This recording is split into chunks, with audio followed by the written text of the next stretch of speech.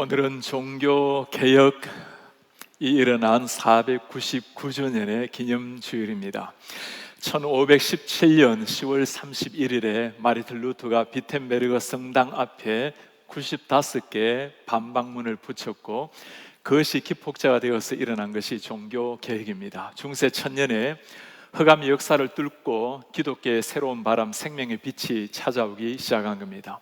95개 조항의 반박문, 그 내용을 살펴보면 당시에 잘못된 가톨릭의 가르침을 뚫고 진리를 외친 루터의 모습이 잘 드러납니다. 첫 번째 나타나 있던 반박문의 조항입니다. 우리 주 예수 그리스도께서는 회개하라고 하셨다. 이 뜻은 신자의 전 생애가 회개할 것을 의미한다. 예수님께서 친히 우리에게 명령하신 회개, 두 번째 조항입니다. 이 말씀은 신부가 집행하는 죄의 자복과 죄의 사면에 관한 속죄 성례의 뜻과는 전혀 다른 것이다. 신부가 우리를 죄 용서한다고 외친들 그것 때문에 용서가 되는 것이 아니라는 의미입니다. 다섯 번째 조항입니다. 교황은 자기와 자기 교회가 만든 법을 범한 죄 외에는 아무의 죄도 사면할 의지도 없고 권한도 없다. 교황이 아무리 우리를 죄 용서한다고 선포한다 하더라도 그것 때문에 죄 용서하는 것이, 죄 용서받는 것이 아니라는 겁니다. 당신의 혁명과도 같은 가르침이었습니다. 일생토록 하나님 앞에 회개하며 살아가야 되는 하나님의 백성들이 그 누구도 하나님이 할 수 있는 일을 대신 할 수가 없다는 겁니다. 95개 반박문 가운데 가장 많이 나타나는 내용은 면죄부에 대한 일입니다. 면죄부라는 것은 어느 정도 헌금을 하면 그것 때문에 우리의 죄가 용서함을 받는다라는 증명서를 받는 걸 가리킵니다. 루터는 이 면죄부가 잘못된 것이기 때문에 효력이 없다라는 것을 95개 조항에서 굉장히 자주 반복적으로 설명을 하고 있습니다. 27번째 조항입니다. 연복의 안에 헌금통에 던진 돈이 딸랑 소리를 내자마자 영혼은 연옥에서 벗어나온다고 말하는 것은 인간의 학설을 설교하는 것이다.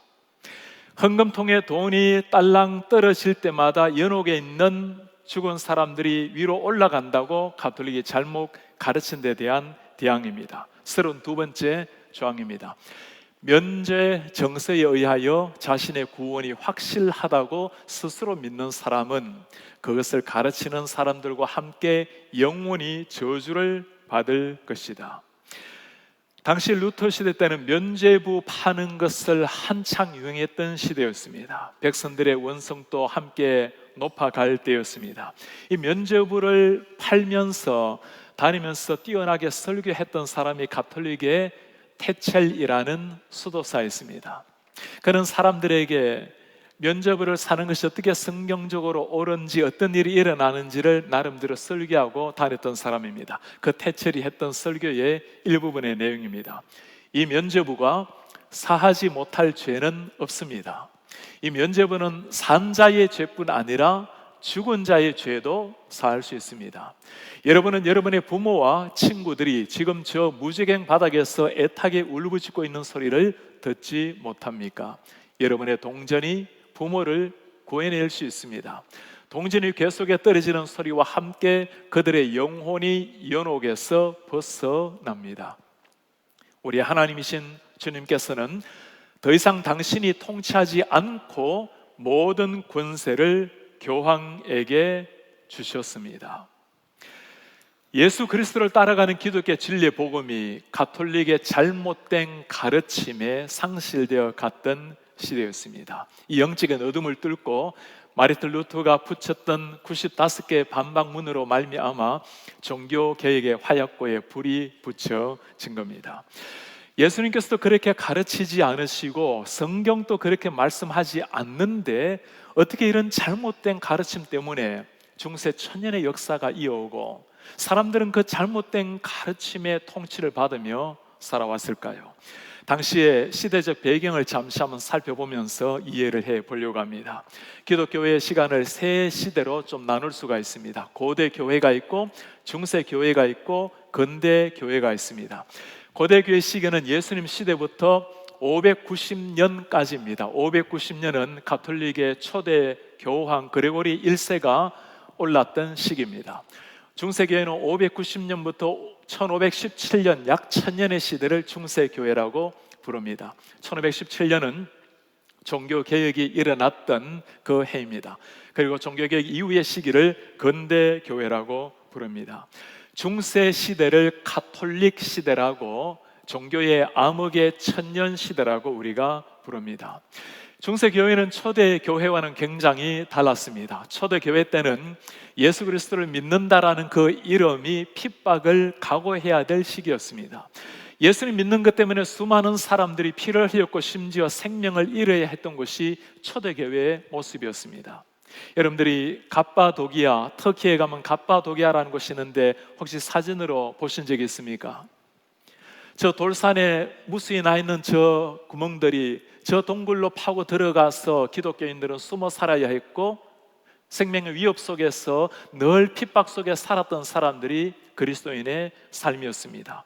예수 믿는 것 때문에 죽어갔던 시절, 기독교의 순교자의 피가 교회의 씨앗이라고 말하는 것처럼 무수한 순교자들이 피를 흘려서 교회가 일어나기 시작했습니다.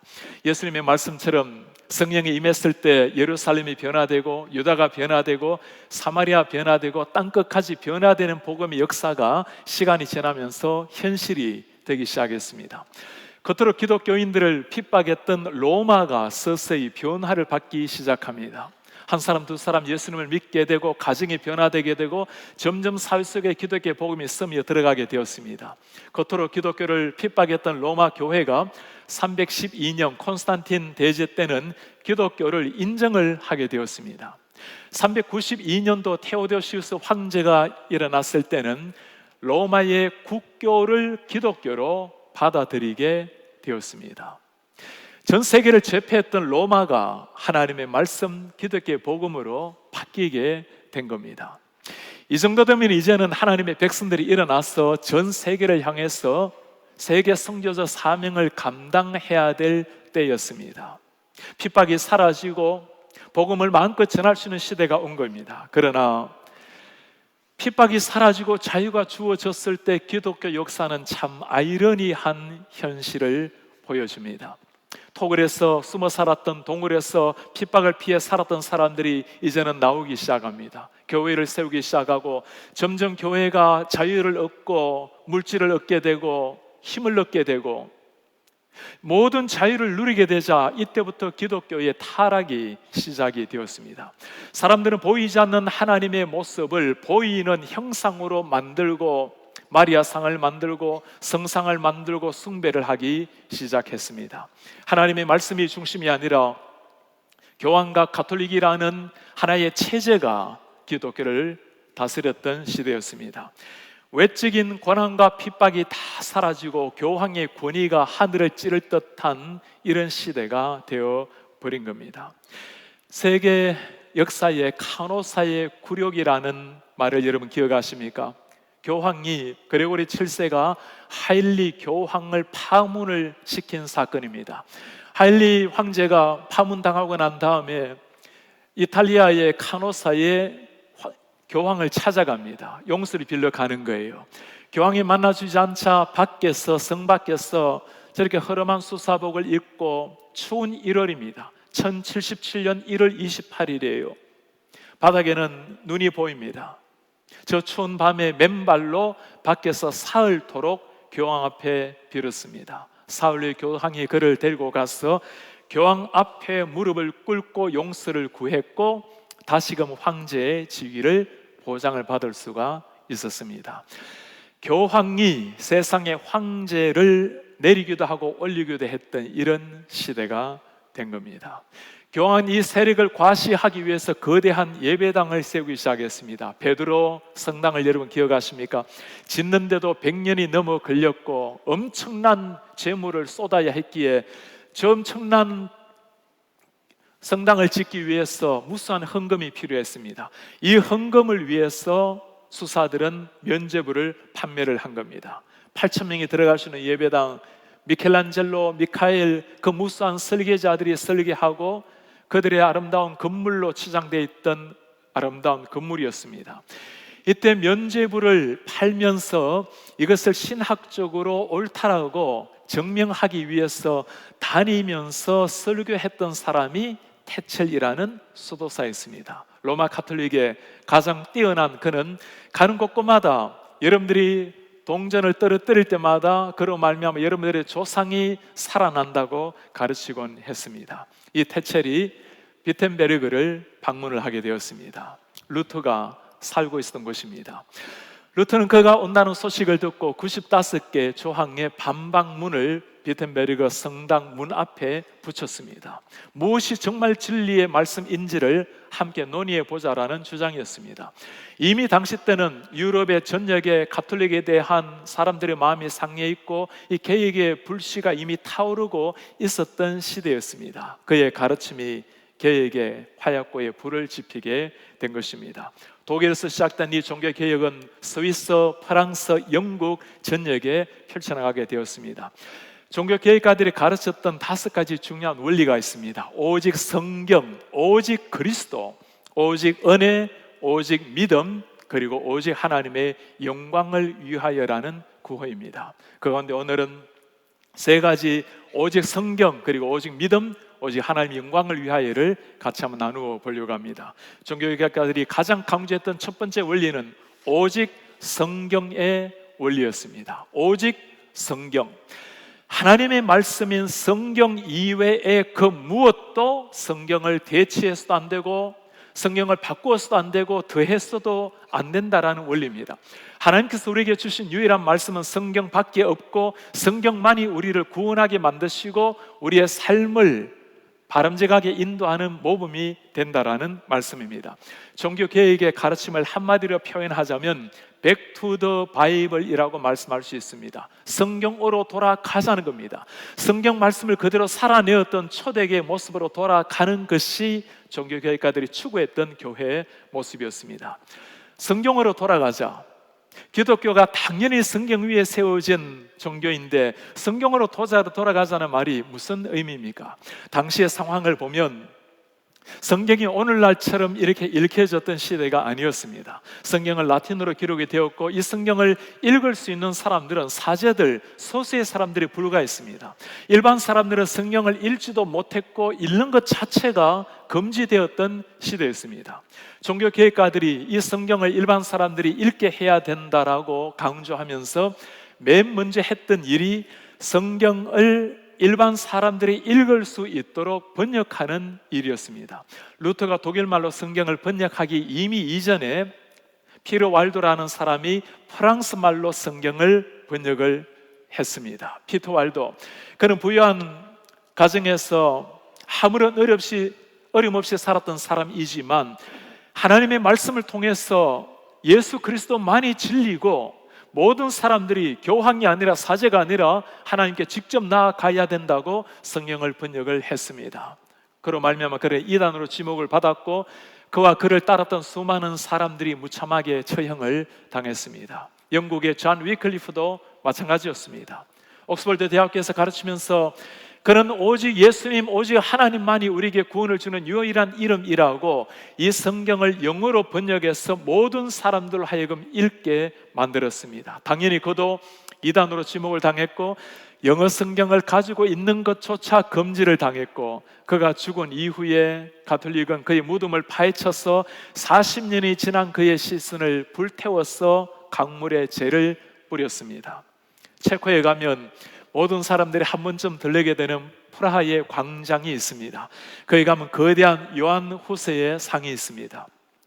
대학에서 신학을 가르치다가 성경을 가르치다가 예수 그리스도만이 유일한 주님이라는 것, 누구든지 주님 앞에 믿음으로 나아갈 수 있다는 것을 발견하고 그것을 외쳤던 사람입니다. 당연히 후세도 가톨릭에 의해서 이단으로 지목을 받았고 그는 집더미 위에서 온몸이 불에 휩싸여 화형을 당해 순교의 제물로 이 땅을 떠나게 되었습니다. 이미 개혁의 바람이 불고 있던 이 시기에 마르틴 루터는 95개 반박문을 내걸었고 그로 말미암아 유럽 전역에 종교개혁의 불길이 번지게 된 것입니다. 당연히 루터는 이단으로 지목을 당했고 1521년도 4월 18일 독일 황제 카를 5세 앞에 가서 신문을 당하게 되었습니다. 루터, 너의 생각, 너의 쓴 책들을 취소할 생각이 있는가?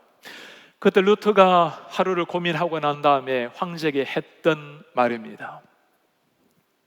성경의 증거, 명백한 이성에 비추어 보아 나의 유죄가 증명되지 않는 한 나는 교황과 공의의 권위를 인정하지 않겠습니다.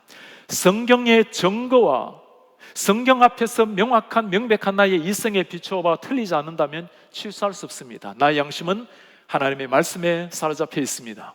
나는 아무것도 취소할 수 없고 취소하지도 않을 것입니다. 양심에 반하여 행동하는 것은 지혜롭지도 안전하지도 않기 때문입니다. 나는 여기에 서 있습니다. 나는 달리 행동할 수 없습니다. 하나님, 나를 도우소서. 성경만이 유일한 진리의 말씀임을 믿었기 때문에 마르틴 루터는 그 성경에 자신의 생명을 걸었습니다.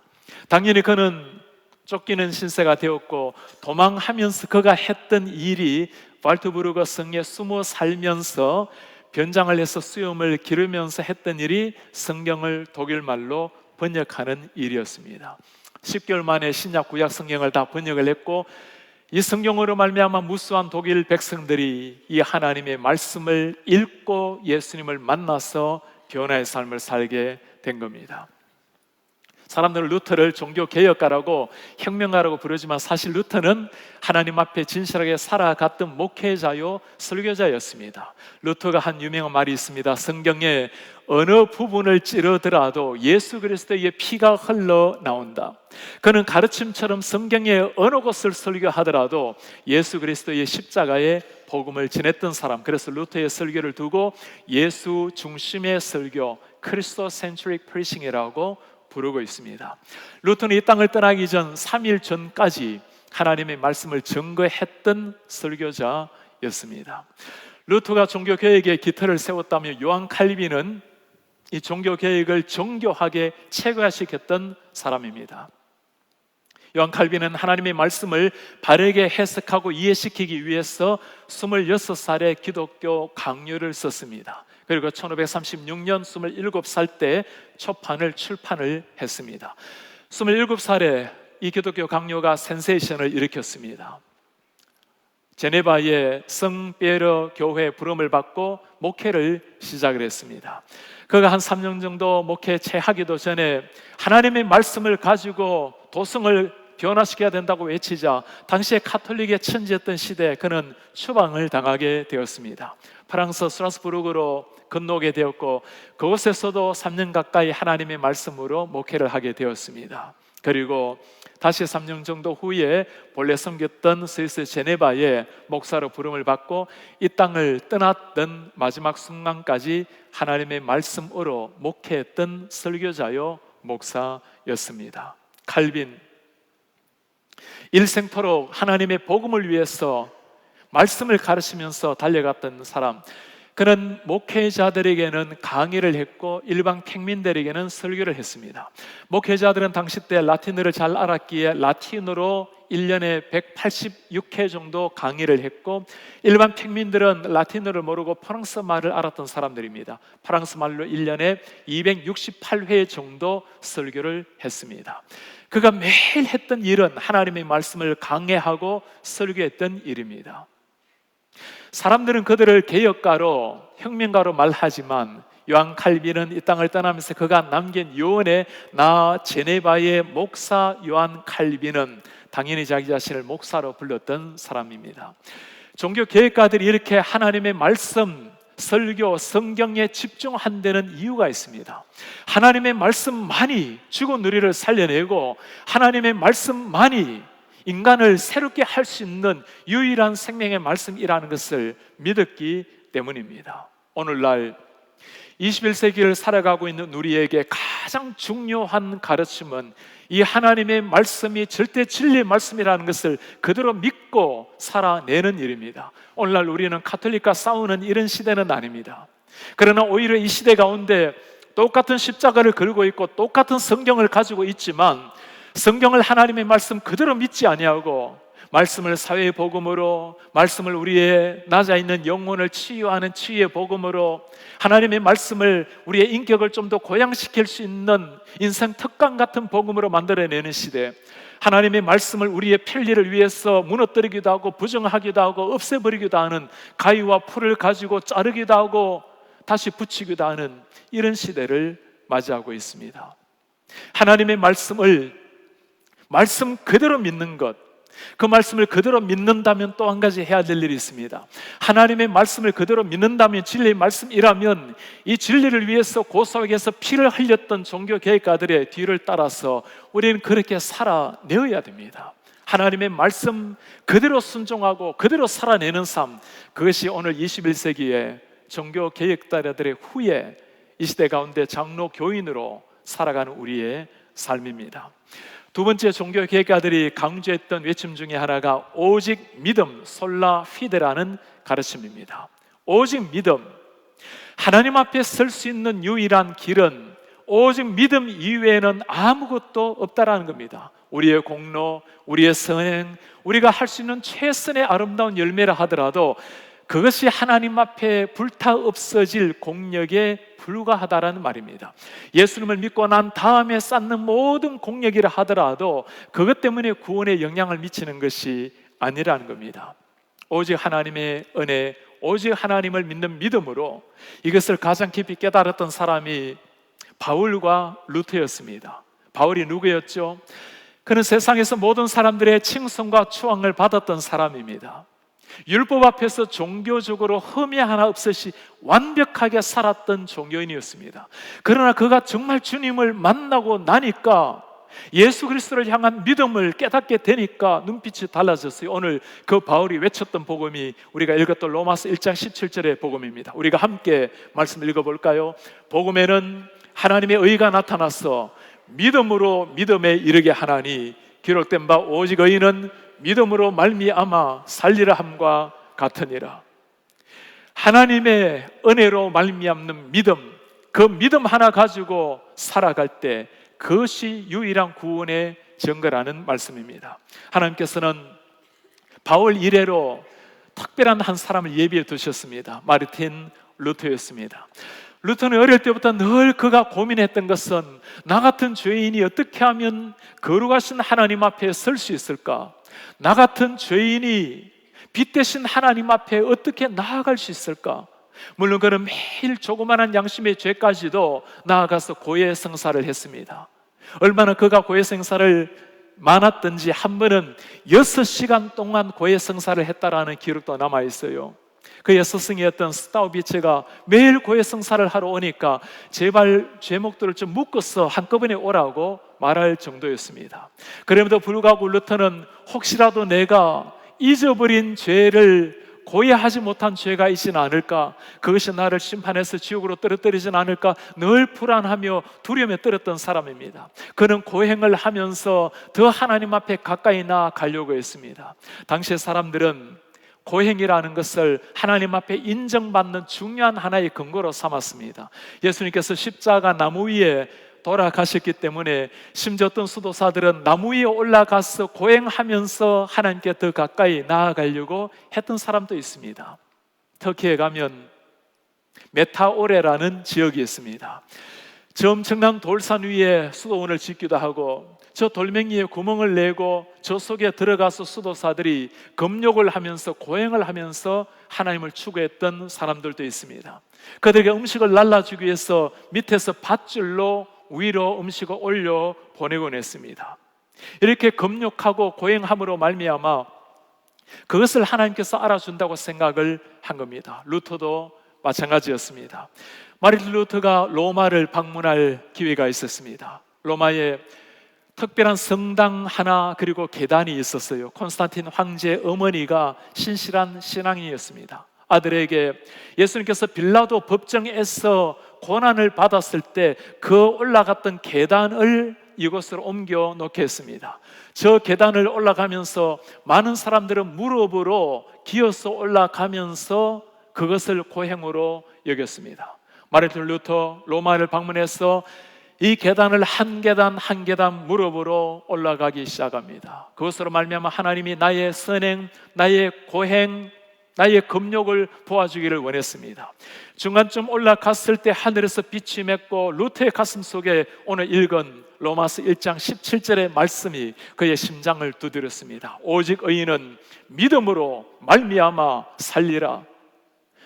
루트는 그 자리에서 일어나서 하나님 앞에 나아가는 유일한 통로, 믿음의 길을 걷기 시작했습니다. 성령의 가르침은 너무나 분명했습니다. 누구든지 주 예수 그리스도를 진실하게 믿을 때, 하나님의 은혜로 내 마음이 열려서 예수 그리스도를 나의 구주로 고백하는 사람들에게 하나님의 진리, 하나님의 복음이 임할 때, 십자가의 피가 임할 때 구원을 얻는다고 가르쳤습니다. 이 믿음이 어떻게 오는 것일까요? 종교개혁가들이 같이 강조했던 것 중에 하나가 오직 은혜였습니다. 믿음이라는 것이 나에게서 나타나는 것이 아니라 하나님이 우리에게 주셔야 믿을 수가 있다는 겁니다. 우리 모두 죄와 허물로 말미암아 죽었던 존재였습니다. 완전히 죽었던 존재, 죽은 존재에게는 믿으라고 아무리 소리쳐도, 회개라고 아무리 소리쳐도 죽은 존재는 알 수 없는 겁니다. 눈이 감긴 사람입니다. 하나님의 영이 우리에게 임하셔서 하나님의 은혜로 영의 눈이 열려야 주님을 주님이라고 고백을 할 수가 있는 겁니다. 사도 바울은 이것을 에베소서 2장 8절에 잘 기록을 해 놓았습니다. 우리 함께 같이 한번 읽어볼까요? 너희는 그 은혜에 의하여 믿음으로 말미암아 구원을 받았으니 이것은 너희에게서 난 것이 아니요 하나님의 선물이라. 너희는 그 은혜로 인하여 믿음으로 말미암아, 은혜 때문에 하나님 우리에게 다가오신 그 은혜가 우리를 완전히 지배할 때, 그때 믿음이라는 통로를 통해서 하나님을 만나게 된다는 겁니다. 때로 가끔 우리가 어떻게 구원 얻습니까 하면 제가 믿기 때문이었습니다. 어떻게 구원을 확신하십니까? 나는 끝까지 믿기 때문입니다. 믿음을 강조할 때가 있어요. 마치 내가 뭘 하는 것처럼 자칫 잘못하면 믿음도 또 하나의 공로가 될 수가 있습니다. 믿음, 아무도 우리 자신의 믿음을 보장할 수 없어요. 사람이란 믿음이라는 것이 시간이 지나면 때로는 흔들릴 때가 있고 때로는 넘어질 때가 있고 우리는 때로 약해질 때가 있지만, 그러나 전능하신 하나님, 은혜의 하나님, 그 크신 사랑의 하나님이 한번 우리를 택하시고 붙들은 손을 끝까지 인도하신다라는 그 하나님의 은혜가 있기에, 그 은혜를 받아들인 믿음이 있기에 우리가 구원의 확신을 가지고 있는 겁니다. 이 믿음을 정말 믿고 살아가는 사람들, 당시 때는 믿음이 아니라 공로요 선행이라고 많이 가르쳤지만, 그러나 믿음을 부인하는 사람은 이 시대에 아무도 없습니다. 예수님을 바르게 믿는 사람이라면 모두가 하나님의 은혜요 믿음이라고 말하죠. 그러나 이 시대의 종교개혁의 후예로 살아간다는 것은 이 믿음을, 이 은혜를 진짜 살아내는 사람들입니다. 하나님의 그 크신 은혜로 말미암아 구원을 받았다면, 나같이 죄로 말미암아 죽을 죄인이 용서를 받았다면, 그 은혜를 아는 사람이라면 그 은혜를 가지고 사람을 대합니다. 용서를 받은 사람만이 용서할 수가 있고, 이 은혜를 누린 사람만이 은혜를 가지고 사람을 대할 수가 있는 겁니다. 조나단 에드워즈가 이 은혜를 가지고 한 말이 있어요. 오직 은혜로 인하여 삶을 누리고 있는 우리가 은혜롭지 못하고 자유롭지 못한 자가 되는 것은 얼마나 합당하지 못한 일인가. 하나님의 은혜를 받았는데도 우리 속에 은혜의 삶이 없다면, 자비한 마음이 없다면, 그건 아직까지 하나님을 모르는 사람입니다. 오늘날 이 시대 가운데 하나님의 은혜를 알고 하나님의 믿음을 향해 살아가는 사람들, 이 은혜에 이끌려서 사람들을 대하게 될 것입니다. 이 믿음을 가지고 있는 사람, 아직까지 이 하나님의 은혜를 모르고 믿음이 없는 사람이 있다면, 우리는 한 사람 한 사람에 나아가서 그 믿음을 증거하는 것이 종교개혁의 후예로 살아가는 사람들입니다. 개혁가들이 외쳤던 마지막 세 번째입니다. 오직 하나님의 영광을 위하여, 솔리 데오 글로리아, 오직 하나님의 영광을 위해서 전생애를 불태웠던 사람들, 우리가 믿고 있는, 우리가 추구하는 장로계 신학을 개혁신학이라고 부릅니다. 개혁신학, 모든 개혁신학의 목적은 하나님의 영광을 위함입니다. 죽었던 우리를 하나님이 살려내셨다면, 죽었다가 살아난 사람이라면 어떤 일 가운데서도 우리 석자 이름 사라지고 하나님의 영광만을 위해서 살아내는 것이 우리의 삶이요 미래라는 의미입니다. 종교개혁가들의 가르침은 딱딱한 교리나 신학이 아니었습니다. 올바른 교리를 세웠고 올바른 신학을 추구했지만 이 모든 것을 통해서 그들이 원했던 것은 하나님 앞에 경건하게 하나님 앞에 빛으로 살아내는 진정한 그리스도인 삶이 예수 그리스도를 보여주는 미셔널 라이프의 삶이었습니다. 바울은 이 삶을 고린도서에 잘 보여주고 있습니다. 우리가 함께 고린도 말씀을 읽어볼까요? 그런즉 너희가 먹든지 마시든지 무엇을 하든지 다 하나님의 영광을 위하여 하라. 먹든지 마시든지 무엇을 하든지 하나님의 영광을 위하여 하라. 칼빈, 그의 이름은 전 세계 10대 뛰어난 위인들 중에 6번째 늘 일컬음을 받는 사람입니다.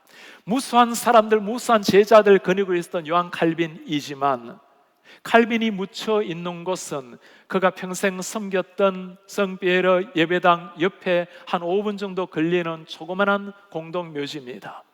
오늘날 사람들이 당시 때 거대한 석관묘가 아니라 평범했던 초라한 나무 맨폭이 심어놓은 그의 묘지, 사람들이 이것이 요한 칼빈의 진짜 묘가 아니라는 것을 잘 알고 있습니다. 요한 칼빈, 그는 이 땅을 떠나면서 행여라도 한 사람이라도 이후대 요한 칼빈이라는 이름을 기억할까봐, 기억해야 될 유일한 이름, 하나님의 이름만을 기억하라고 그의 무덤조차도 알려지지 않고 오직 하나님의 영광을 위해서 살아갔던 하나님의 사람입니다. 그들은 하나님의 영광을 가르쳤고 살아내었고, 그들이 죽고 난 다음 그들이 지나간 자리에도 그들의 이름은 바람 따라 시간 따라 사라지게 하고 하나님의 영광만을 남긴 하나님의 사람들이었습니다. 요한 세바스찬 바하를 우리가 잘 알고 있습니다. 그의 아름다운 선율을 들을 때마다 하나님을 찬송하고, 우리도 찬송가를 부를 때마다 바하의 아름다운 찬송을 통해서 주님께 영광을 올려드립니다. 바하는 자신의 음악을 다 쓰고 난 다음에 그의 이름 석자를 남기기 전에 그의 이름 석자가 아니라 마지막 장면에서 꼭 남겼던 이름이 있습니다. 바하가 아니라 솔리 데오 글로리아였습니다. 오직 하나님의 영광을 위하여. 후대 사람들이 그의 음악을 들으면서 기억해야 될 이름은 요한 세바찬 바하가 아니라 전능하신 하나님, 모든 영광을 하나님께 올려드리기를 기대했던 겁니다.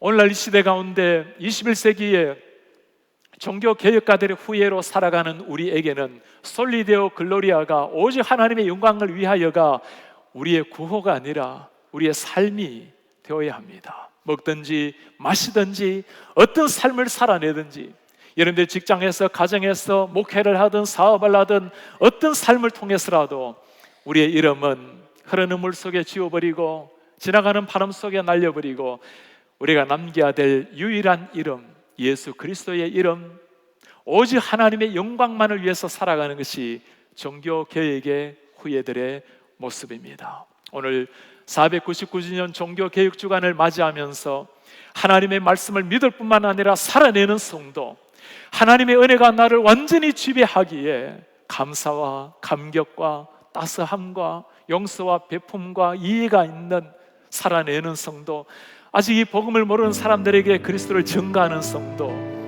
먹든지 마시든지 모든 삶을 통해서 오직 하나님께만 영광을 올려드리는 이런 하나님의 사람들 되시기를 주님의 이름으로 축복합니다.